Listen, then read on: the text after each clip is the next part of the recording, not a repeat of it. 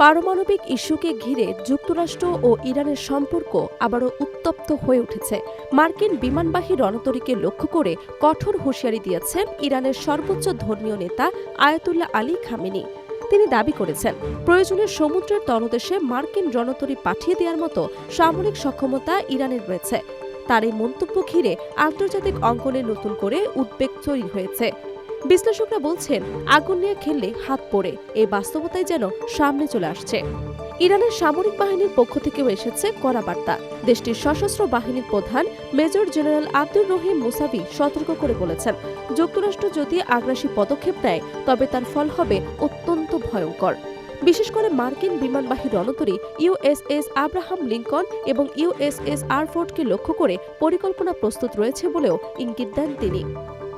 তার ভাষায়, ইরান আত্মরক্ষার স্বার্থে যে কোনো পদক্ষেপ নিতে প্রস্তুত। তবে সামরিক বিশ্লেষকরা মনে করেন, এই ধরনের রণতরীগুলো অত্যাধুনিক প্রতিরক্ষায় ব্যবস্থায় সজ্জিত, ফলে সরাসরি হামলা অত্যন্ত জটিল ও ঝুঁকিপূর্ণ। তবু প্রবাদে আছে, শক্তের ভক্ত নরমের জম।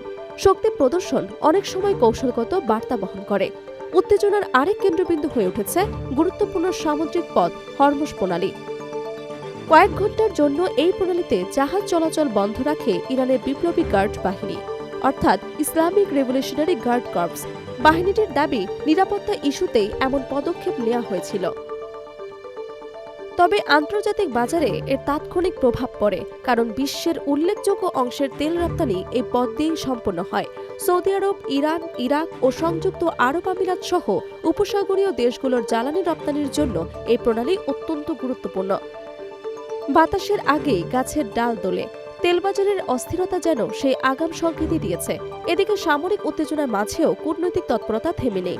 সুইজারল্যান্ডের জেনেভা শহরে 17 ফেব্রুয়ারি ইরান ও যুক্তরাষ্ট্রের মধ্যে দ্বিতীয় দফায় পরোক্ষ বৈঠক অনুষ্ঠিত হয়েছে। পারমাণবিক ইস্যুতে টেকনিক্যাল বিষয় নিয়ে আলোচনা করেন দুই দেশের প্রতিনিধিরা। ইরানের পক্ষে নেতৃত্ব দেন পররাষ্ট্র মন্ত্রী আব্বাস আরাকচি। মার্কিন পক্ষ থেকে উপস্থিত ছিলেন বিশেষ দূত স্টিভ উইটকফ এবং সাবেক প্রেসিডেন্ট ডোনাল্ড ট্রাম্পের ঘনিষ্ঠ উপদেষ্টা জ্যারেড কুশনার। মধ্যস্থতাকারীদের ভূমিকায় ছিলেন ওমানের পররাষ্ট্রমন্ত্রী বদর আল মুসাইদি। তবে বৈঠকটি কোনো সমঝোতা ছাড়াই শেষ হয়েছে বলে জানিয়েছে কাতার ভিত্তিক সংবাদ মাধ্যম আল জাজিরা। জেনেভার আলোচনার মাঝে হরমুজ প্রণালীতে সামরিক অবরোধের ঘটনা অনেকেই বিস্মিত করেছে। ইরানের আইআরজিসি নৌ commander rear admiral Ali Reza তাংশিরি হুঁশিয়ারি দিয়ে বলেছেন, শীর্ষ নেতৃত্বের নির্দেশ পেলে কয়েক ঘণ্টার মধ্যেই পুরো প্রণালী বন্ধ করে দেওয়ার সক্ষমতা রয়েছে তাদের কাছে। তবে আন্তর্জাতিক বিশ্লেষকরা বলছেন, স্বল্পমেয়াদী বিঘ্ন ঘটানো সম্ভব হলেও দীর্ঘমেয়াদে সম্পূর্ণ অবরোধ ধরে রাখা কঠিন, কারণ এতে শুধু যুক্তরাষ্ট্র নয়, বৈশ্বিক অর্থনীতিও বড় ধাক্কা খাবে। দুই নৌকায় পা দিলে মাঝ নদীতে ডুবতে হয়, এই প্রবাদ উল্লেখ করে কূটনীতিকরা বলছেন, সামরিক চাপ এবং আলোচনার দ্বৈত কৌশল ঝুঁকিপূর্ণ হতে পারে। যুদ্ধের আশঙ্কা উড়িয়ে দেওয়া না গেলেও কূটনৈতিক সমাধানের পথও পুরোপুরি বন্ধ নয়। ইতিহাস বলছে, দুই দেশ বহুবার উত্তপ্ত অবস্থান থেকে আলোচনায় ফিরেছে। সব মিলিয়ে মধ্যপ্রাচ্য এখন এক ধরনের চাপা উত্তেজনা বিরাজ করছে।